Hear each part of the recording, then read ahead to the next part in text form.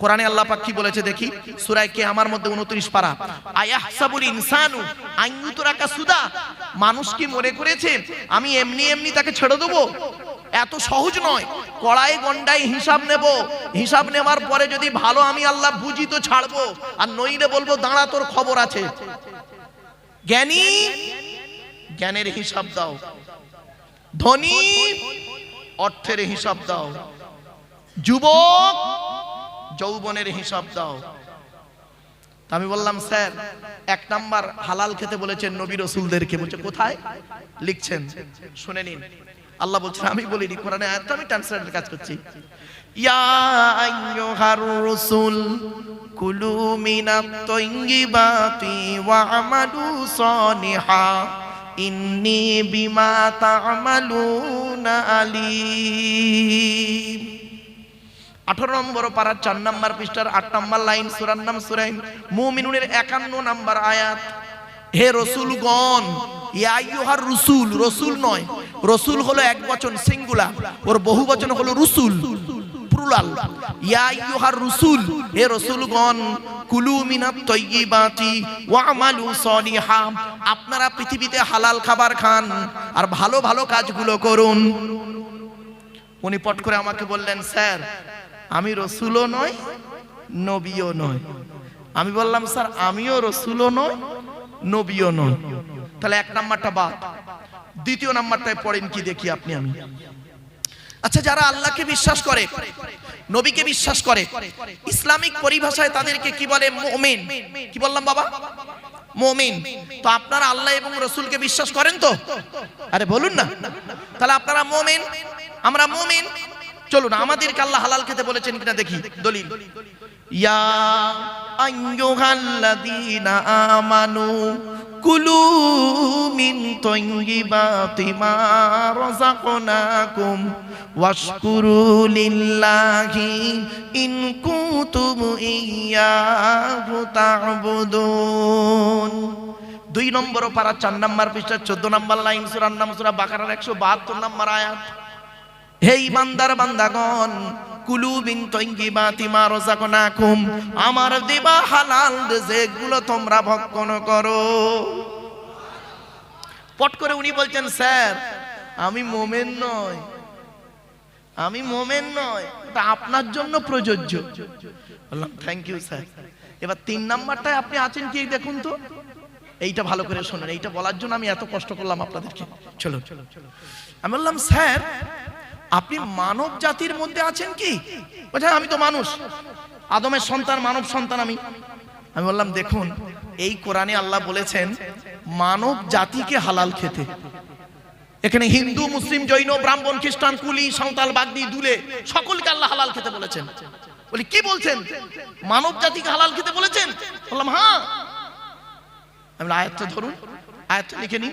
উনি লিখছেন আর আমি বলছি শুনুন। ইয়া আইয়ুহান নাস কুলু মিম্মা ফিল আরদি হালালান তাইয়্যিবা ওয়ালা তাত্তাবিউ খুতুওয়াতিশ শাইতান ইন্নাহু লাকুম আদুউম মুবিন। 2 নম্বর পারা 4 নম্বর পৃষ্ঠার 8 নম্বর লাইন, সূরার নাম সূরা বাকারার 168 নম্বর আয়াত, 168 168 নম্বর আয়াত। ইয়া আইয়ুহান নাস, নাস মানে মানব, হিন্দু, মুসলিম, জৈন, ব্রাহ্মণ, খ্রিস্টান, নো ডিফারেন্স।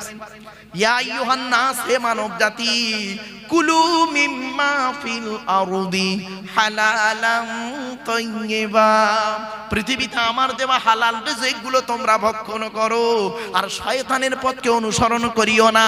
ইন্নাহু লাকুম আদুউম মুবিন, শয়তান হলো তোমাদের প্রকাশ্য দুশমন। তখন গালে হাত।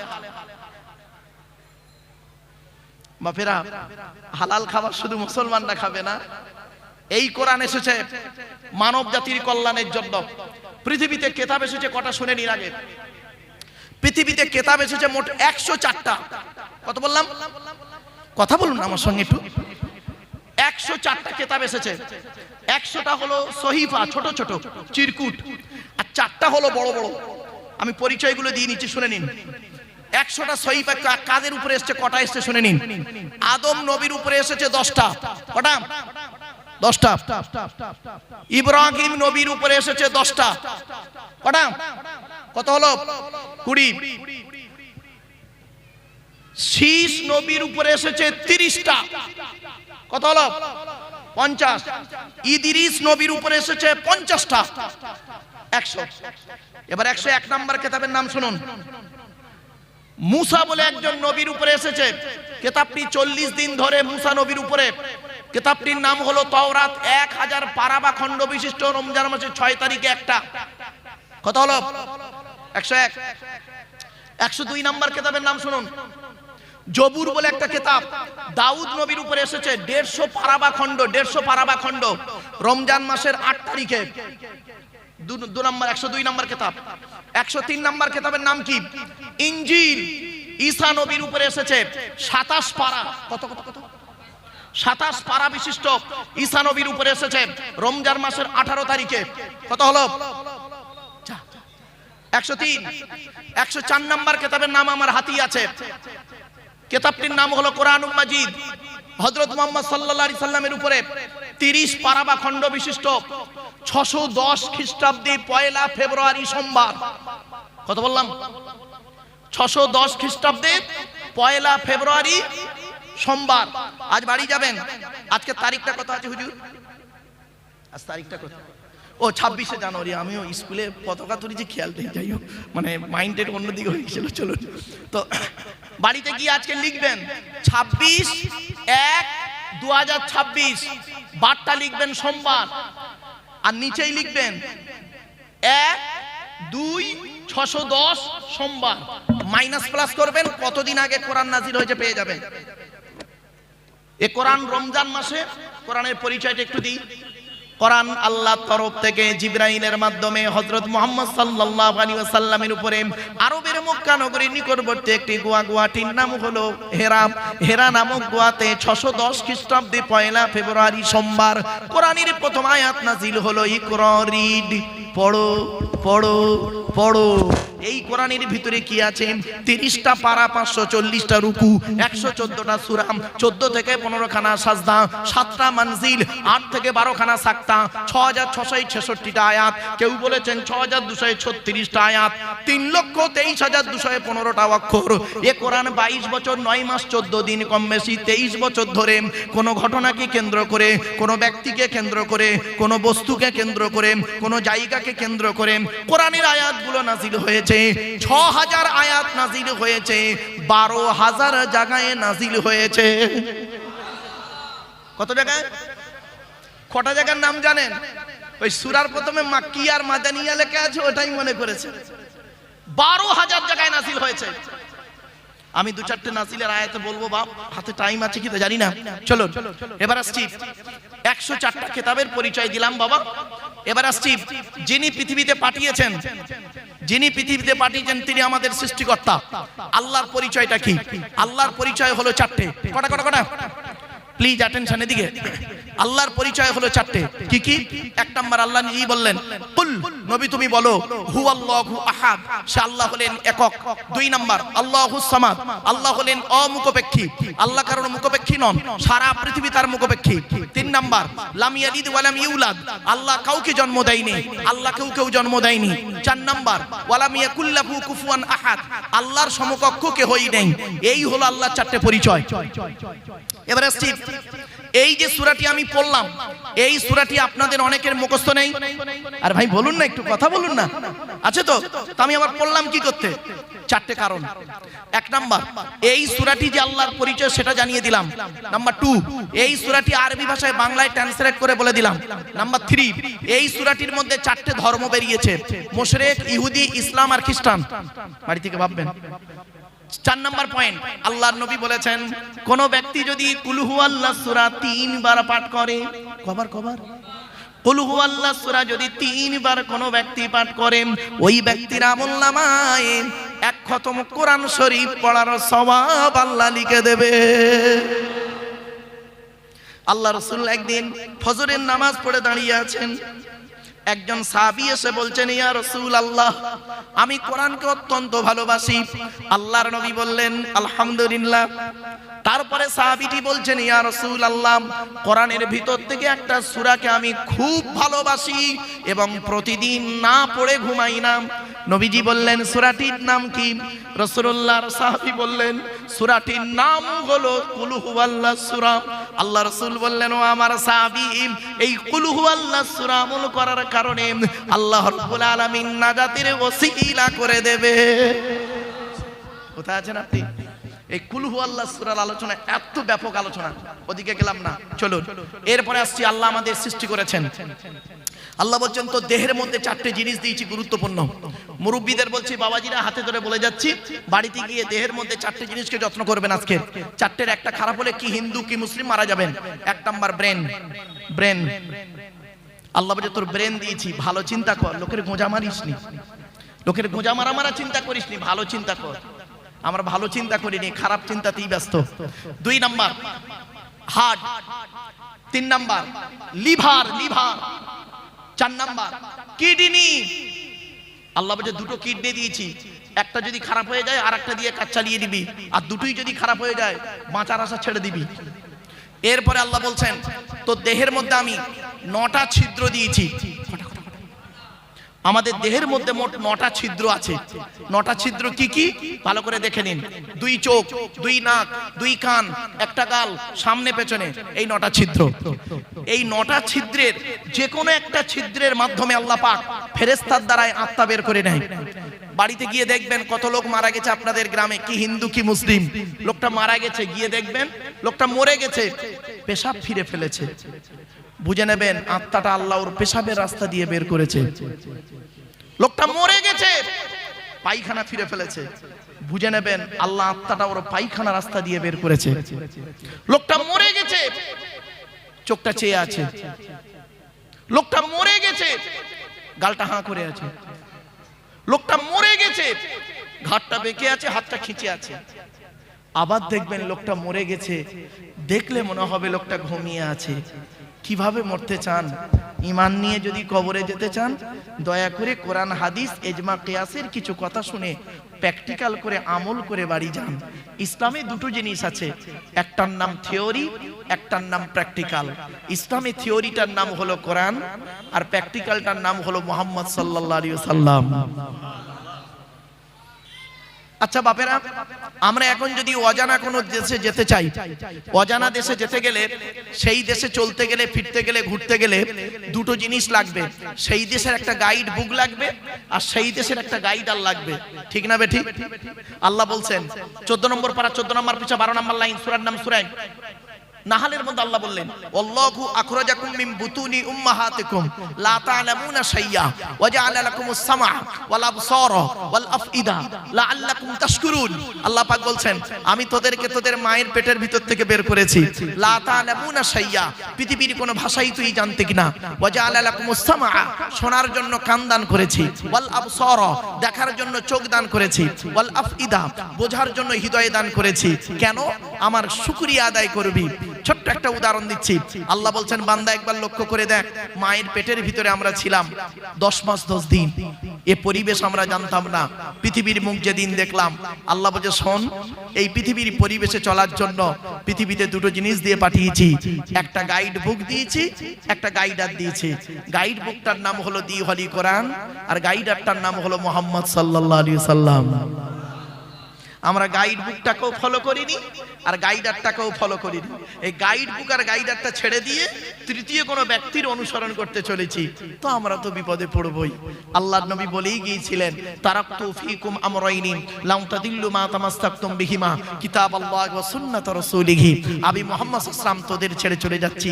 যাবার সময় দুটো জিনিস রেখে গেলাম, এক হলো কোরআন, আর দুই হলো আমার সুন্নাহ হাদিসগুলো। কথাকার সমর্থনকে হাদিস বলে। এই দুটো জিনিস যতদিন তোরা আঁকড়ে ধরবি, ততদিন তোরা পথভ্রষ্ট হবি না। আমরা দুটোকেই ছেড়ে দিয়েছি বাপ। এজন্য অনুরোধ করে বলে যাচ্ছি, কোরআনের ছায়াতলে আসুন, হাদিসের ছায়াতলে আসুন। সামান্য একটু টেকনিক্যাল, সামান্য একটু সমস্যার জন্য কত বিশাল বড় ক্ষতি হয়ে যায় আপনি ভাবতে পারবেন না। মনে রাখবেন, মাইকের সামনে এসে কিছু বলে দেবার নাম বক্তা নয় বাপ। তিনটে জিনিস কোনোদিন ব্যাকে আসে না। এক নাম্বার, ধনুক থেকে তীরটা বের হয়ে গেলে ওই তীরটা আর কোনোদিন ব্যাকে আসে না। দুই নাম্বার, দেহ থেকে আত্মাটা বের হয়ে গেলে ওটা আর পৃথিবীতে রিটার্ন দেওয়া হয় না। তিন নাম্বার, জবান থেকে কথা বের হয়ে গেলে ওটা আর পৃথিবীতে ব্যাকে আসে না। এজন্য 1 ঘন্টা লেকচার দিতে গেলে বাপ 3 ঘন্টা স্টাডি করতে হবে, পড়াশোনা করতে হবে, কিতাব মোতালিয়া করতে হবে। মনে রাখবেন, সব জায়গাতেই যদি পরিশ্রম করলে সফলতা আসতো, তাহলে বনের রাজা গাধাই হতো। ঠিক না বেটি? সব জায়গায় যদি পরিশ্রম করলে সফলতা আসতো, বনের রাজা গাধাই হতো। গাধা 16 ঘন্টা খাটে আর সিংহ 16 ঘন্টা ঘুমায়। বাড়ি থেকে ভাববেন। ছোট্ট একটা উদাহরণ দিচ্ছি, জাস্ট ফর এক্সাম্পল, খারাপ সেন্স নেবেন না। চলুন এগিয়ে যাচ্ছি, আপনাদের কাছ থেকে একটা উত্তর নেব। দেখি, 3 বন্ধু, ক বন্ধু? 3 বন্ধু চিন্তা করছে ব্যবসা ভালো চলছে না, কি করি বলতো? তো 3 বন্ধু মিলে একটা ব্যবসা খুলছে। তা কিসের ব্যবসা করা যায়? বললো এক কাজ কর, তেলের ব্যবসা কর। পেট্রোল পাম্প করবো, পেট্রোল পাম্প। কি বললো? Petrol pump. 3 বন্ধু মিলে একটা পেট্রোল পাম্প করেছে। পেট্রোল পাম্পটা কোথায় করেছে শুনবেন? বলবো? দোতলায়। কোথায়? দোতলায় পেট্রোল পাম্প খুলেছে। 6 মাস হয়ে গেছে, 1 লিটার তেল বিক্রি হয়নি। তো 3 বন্ধু আবার বসেছে, দূর ঘোড়ার দিন, ব্যবসা করে কোনো লাভ নেই। 6 মাস পেট্রোল পাম্প খুলেছে, একটাও খরিদ্দার আসেনি। তা কাজ কর। বললো কি? বলে পেট্রোল পাম্পটা বন্ধ করে দিয়ে হোটেল কর, হোটেল, রেস্টুরেন্ট, হোটেল কর। তো পেট্রোল পাম্প বন্ধ করে দিয়ে রেস্টুরেন্ট করেছে, হোটেল করেছে। 6 মাস হয়ে গেল, একটাও খরিদ্দার আসেনি। কারণটা কি? কারণটা কি বলুন? বুঝতে পারছেন না? এই প্যাঁচটা যেদিন বুঝতে পারবে, সেই দিন জানবেন কিছু জানতে পেরেছি। আব্দুল্লাহ মারুফের কথা একটু বুঝে এসছে। শোনেন, খুলে বলে দিচ্ছি। প্রথমে ওরা কি করেছিল? আরে বলুন না। পেট্রোল পাম্প করেছিল। সাইনবোর্ডটা কি লিখেছিল? Petrol pump. দোতলায় ছিল বলে কোনো খরিদ্দার যায়নি। এবারে পেট্রোল পাম্প বন্ধ করে দিয়ে ভেতরে কি করেছে? হোটেল। বাইরে সাইনবোর্ডটা কি আছে? Petrol pump. ওইটাকে যদি রেস্টুরেন্ট লিখে দিত, তাহলে আর এই সমস্যায় পড়তে হতো না। জ্ঞানী গুণী বুদ্ধিজীবী মানুষ, জ্ঞানী যারা বোঝে তারা শুধু ইশারায়। বাড়ি থেকে একটু ভাববেন।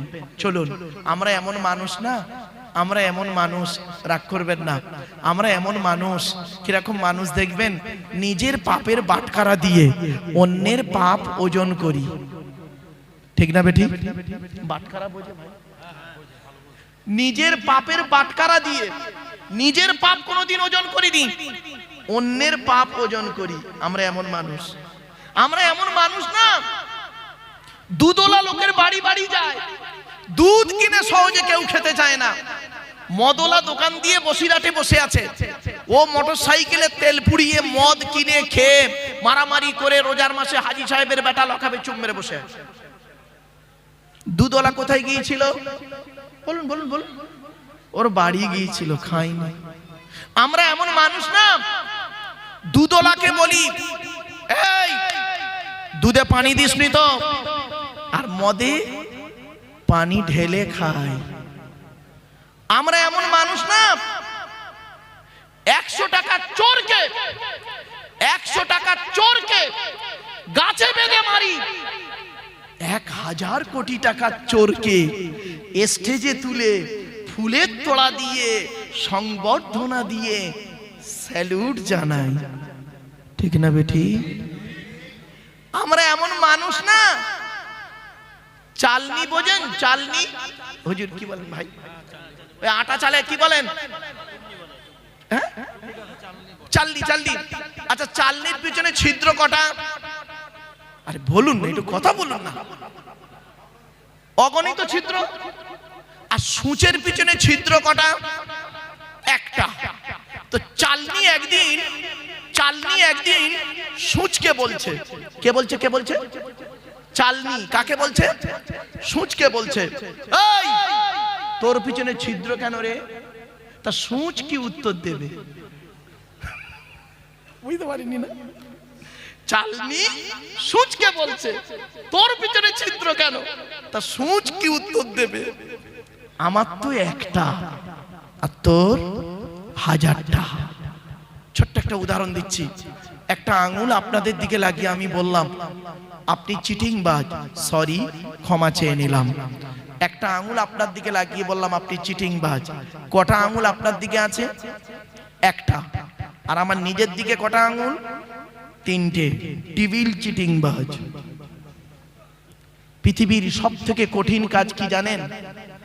আত্মসমালোচনা করা। পৃথিবীর সব থেকে কঠিন কাজ হলো নিজেকে নিয়ে সমালোচনা করা। এটা করলে নেকি হয়। আর পৃথিবীর সব থেকে সহজ কাজ কি জানেন? পর সমালোচনা করা। এটা করলে গোনাহ হয়। বাড়িতে গিয়ে একটু ভাববেন। চলো, এরপরে আল্লাহ বলছে বান্দা শোন, এই পৃথিবীতে তোকে এই সচেতন করার জন্য বহু আয়াত আছে। এদের এই যে ঘটনাগুলো বললাম না, এর পেছনে একটা একটা করে আয়াত যদি আমি টানি কল্পনা করতে পারবেন না। ইয়া আইয়ুহাল্লাযীনা আমানু তানিবু কাসীরাম মিনাজ যন্নি ইন্না বা'দা যন্নি ইসমুন ওয়া লা তাজাসসু ওয়া লা ইয়াগতাব বা'দুকুম বা'দা আইয়ুহিব্বু আহাদুকুম আন ইয়াকুলা লাহমা আখীহি মাইতান ফাকারিতুম ইয়া আইয়ুহাল্লাযীনা আমানু ইন জাআকুম ফাসিকুম বিনাবাইন ফাতাবায়ানু আন তুসিবু কওমান বিজাহালা ফাতুসবিগু আলা মা ফাআলতুম নাদিমিন। আরো অনেক আয়াত আছে, হাদিসও আছে, ওদিকে গেলাম না। চলো, জাস্ট আল্লাহ সম্পর্কে আপনাদের একটু ধারণা দিয়ে দিলাম। অসুবিধা হচ্ছে আপনাদের? একবার উচ্চ আওয়াজে দরুদ শরীফ আল্লাহুম্মা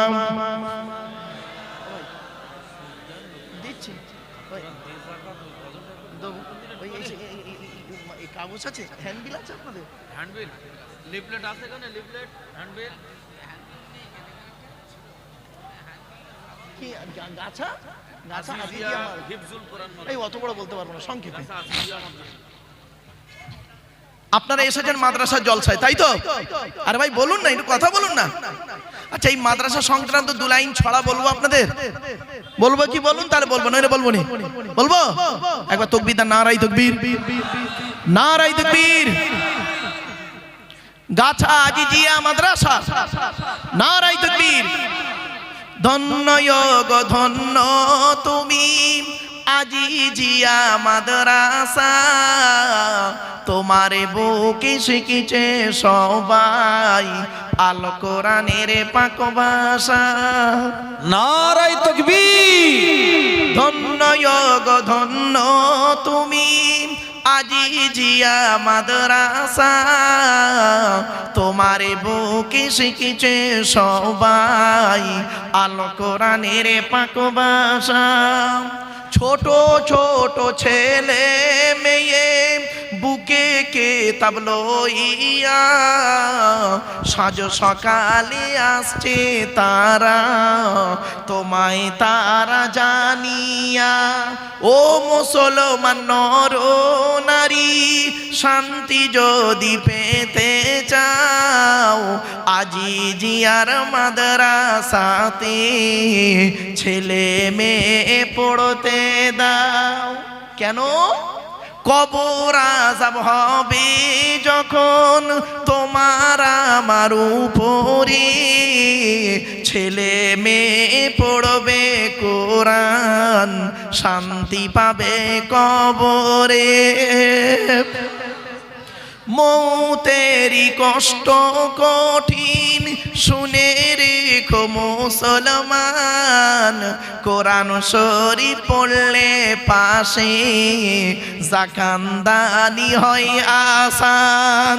নারায়ে তাকবীর। ধন্য গো ধন্য তুমি আজিজিয়ার মাদ্রাসা, তোমারে বুকে শিখেছে সবাই আলো কোরআনের পাক ভাষা। ছোট ছোট ছেলে মেয়ে বুকে কিতাব লইয়া সাজ সকালে আসছে তারা, তোমায় তারা জানিয়া। ও মুসলমান নর নারী, শান্তি যদি পেতে চাও আজি জিয়ার মাদ্রাসাতে ছেলে মেয়ে পড়তে দাও। কেন? কবর আযাব হবে যখন তোমার আমার উপরে, ছেলে মেয়ে পড়বে কোরআন শান্তি পাবে কবরে। মৌতেরই কষ্ট কঠিন শুনে রেখো মুসলমান, কোরআন শরীফ পড়লে পাশে জাকান্দানি হয় আসান। নারে তাকবীর। গ্রামটার নাম কি? গাছা গ্রামের বাসিন্দারা জানাই তোমাদের সালাম, তোমাদেরই অর্থ দানে তৈরি যেই প্রতিষ্ঠান। ঠিক না বে ঠিক? গাছা গ্রামের বাসিন্দারা জানাই তোমাদের সালাম, তোমাদেরই অর্থ দানি তৈরি যেই প্রতিষ্ঠান। ব্যবসায়ীদের জানাই আরো হাজার হাজার সালাম, চাষবাসে চাকুরি ব্যবসায় করেন খোদা লাভবান। ব্যবসায়ীদের জানাই আরো হাজার হাজার সালাম, চাষবাসে চাকুরি ব্যবসায় করেন খোদা লাভবান। অবশেষে জানাই আমি শোনো যত শ্রোতাগণ, আজি জিয়ার ফুলের বাগান করোনা যে বিরান। অবশেষে জানাই আমি শোনো যত শ্রোতাগণ, গাছা গ্রামের ফুলের বাগান করোনা যে বিরান। ধন্য গো ধন্য তুমি আজি জিয়ার মাদ্রাসা, তোমারে বুকে শিখিছে সবাই আল কোরআনের পাক ভাষা। সুবহানাল্লাহ সুবহানাল্লাহ। অসুবিধা হলো বাবা? একবার দরুদ শরীফ আল্লাহুম্মা জোরে জোরে। ভাই কতক্ষণ আছে? আচ্ছা ঠিক আছে।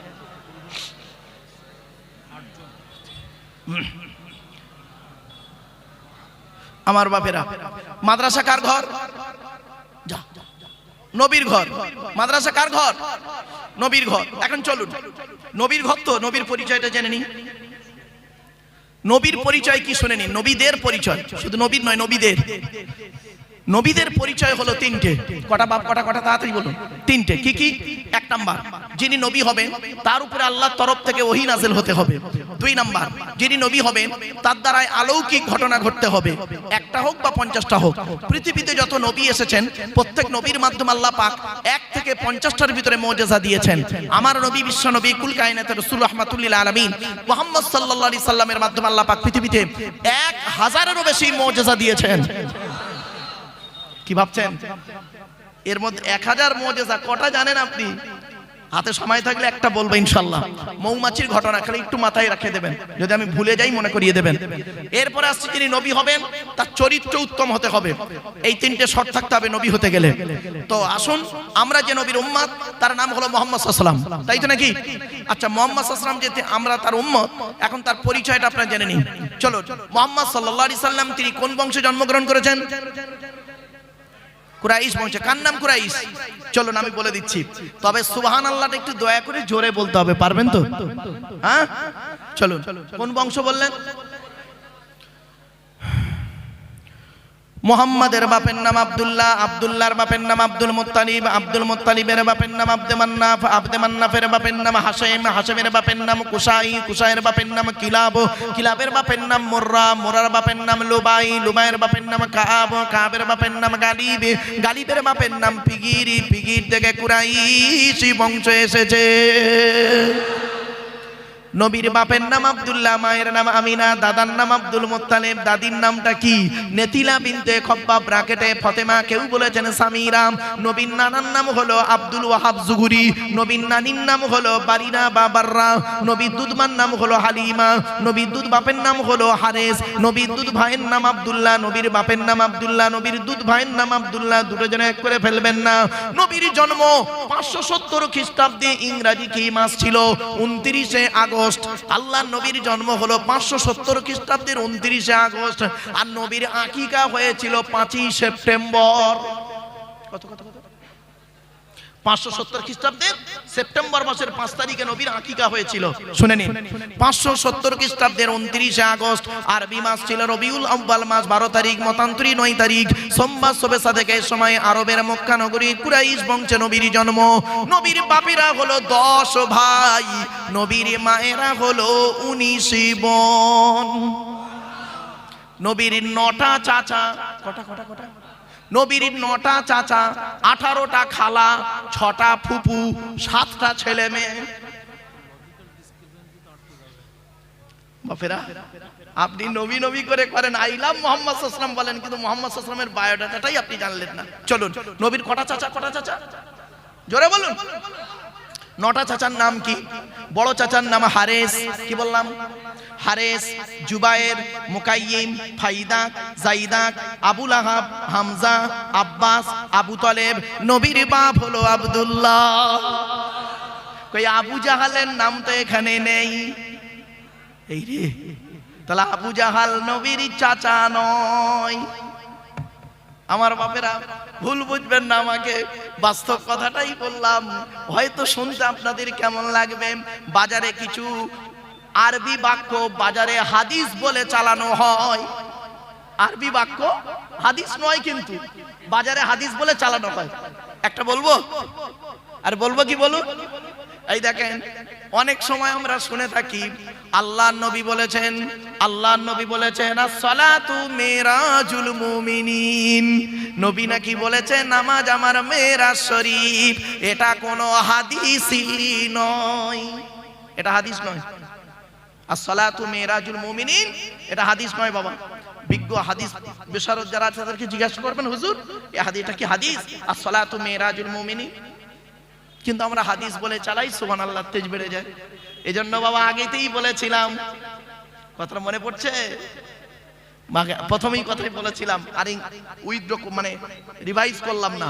চলো এবার আসছি 9টার নবীর। নবীর 7টা ছেলে মেয়ে, কটা কটা কটা? 7টা ছেলে মেয়ে, 3টে পুত্র সন্তান, 4টে কন্যা সন্তান। 3টে পুত্র সন্তানের নাম কি? বড় ছেলেটার নাম হলো কাসেম, কি বললাম? কাসেম। পরের ছেলেটার নাম হলো তাহের বা তৈয়েব, ছোট ছেলেটার নাম হলো ইব্রাহিম। এই 3টে পুত্র সন্তান বাল্যকারী আল্লাহ দেখে নেয়। নবীর সব থেকে যে সন্তানটি বেশি দিন বেঁচে ছিলেন, 17 মাস 14 দিন। কত কত কত? 17 মাস 14 দিন, এগুলো মাথায় রাখবেন। চলো এরপরে আসছি নবীর 4টে কন্যা সন্তান। বড় মেয়েটার নাম জয়নাব, রুকাইয়া, উম্মে কুলসুম। ছোট মেয়েটার নাম হলো ফাতেমা, যার সঙ্গে নবীজি হযরত আলীর বিবাহ দিয়েছিলেন। হযরত আলী রাদিয়াল্লাহু তাআলা আনহুকে জামাই করতে গেলেন কেন? অনেক গুণ আল্লাহ আলীর মধ্যে দিয়েছিলেন। প্রত্যেক সাহাবীর মধ্যে আল্লাহ পাক অনেক গুণ দান করেছেন। এই জন্য বলি বাপেরা, সাহাবীদের সম্পর্কে কোনোদিন বাজে মন্তব্য করবেন না। আল্লাহ নবী নিজেই বলেছেন, আসহাবিকান নুজুম বিআইয়িহিম ইক্তিদাইতুম ইহতিদাইতুম। আমার প্রত্যেকটা সাহাবী নক্ষত্রের ন্যায়, তোমরা যাকে অনুসরণ করবে তার মাধ্যমে দুনিয়াতে শান্তি সম্মান পাবে, আখিরাতে জান্নাত পেয়ে যাবে। এজন্য খবরদার, সাহাবীদের সম্পর্কে কোনোদিন বাজে মন্তব্য করবেন না। চলুন এগিয়ে যাচ্ছি। কোন ছেলেকে জামাই করবেন এখান থেকে শিক্ষা নিয়ে নিন। কমসে কম যে ছেলের মধ্যে 2টো গুণ পাবেন, ওই ছেলেকে জামাই করবেন। খালি একলা বাপের একটা ছেলে দেখে ছুটবেন না, সব একলা বাপের একটা ছেলে সমান নয়। কোন ছেলেকে জামাই করবেন? যে ছেলের মধ্যে কমসে কম 2টো গুণ পাবেন। আর কোন মেয়েকে বৌমা করবেন?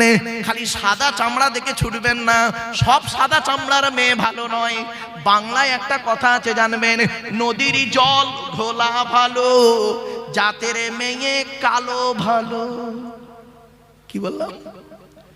নদীর জল ঘোলা ভালো, জাতের মেয়ে কালো ভালো। কোন মেয়েকে বউ? মেয়ে ছেলেরা আছে ভাই? আমার মা বোনরা আছে, আপনাদের সম্পর্কে দুই একটা কথা বলবো, রাগ করবেন না। চলুন, কোন মেয়েকে বৌমা করবেন, যাই তাই মেয়েকে বৌমা করবেন না। এই কোরআন জানিয়ে দিয়েছে যে মেয়ের মধ্যে কমসে কম 6টা গুণ পাবেন। ছটা। চলুন আগে ছেলেদেরটা বলে দিই। ছেলেদের কটা গুণ বলেছি? দুটো। কি কি? এক নাম্বার, ছেলেটি সৎ ছেলে কিনা খবর নেবেন। সৎ কাকে বলে বক্তব্য শুরুতেই ব্যাখ্যা করে দিয়েছি, আর নয়। 2 নাম্বার, ছেলেটি কর্মী কিনা খবর নেবেন। কর্মী ভাষাটা বোঝেন? পরিশ্রমী। বাপের হোটেলে খায় এমন ছেলেকে জামাই করবেন না। এবার কোন মেয়েকে বৌমা করবেন, এই কোরআনের দলিল, আমার কথা নয়। মেয়েদের কটা গুণ বলেছি? 6টা। চলুন, মুসলিমাতিন, মুমিনাতিন, কানিতাতিন, তাইবাতিন, আবিদাতিন, সাইহাতিন, সাঙ্গিবাতিন ওয়া আবকারা। 28 নম্বর পারার 19 নম্বর বিষয় 11 নম্বর লাইন, সূরার নাম সূরা তাহরিমের 5 নম্বর আয়াত। 1 নম্বর, মেয়েটি মুসলমান কিনা খবর নেবেন। 2 নম্বর, মেয়েটি বিশ্বাসী মেয়ে কিনা খবর নেবেন। 3 নম্বর হলো কানিতাতিন, আনুগত্যশীলা মেয়ে কিনা খবর নেবেন। দূর থেকে খবর নিয়ে দেখবেন ওই মেয়েটি ওর বাপ আর মাকে ভক্তি শ্রদ্ধা করে কিনা খবর নেবেন। দূর থেকে খবর নিয়ে সঠিক তথ্য যদি পেয়ে যান মেয়েটি ওর বাপ আর মাকে ভক্তি শ্রদ্ধা করে না, ও যত সুন্দরী মেয়ে হোক আর যত পিসা মনি সাহেবের মেয়ে হোক, খবরদার ওই মেয়েকে জীবনে কোনোদিন বৌমা করবেন না। ও ওর নিজের বাম্মাকে ভক্তি শ্রদ্ধা করে না, তোমার বাম্মার পাতে সহজে এক থালা ভাত দিতে চাইবে না। ঠিক না বেটি?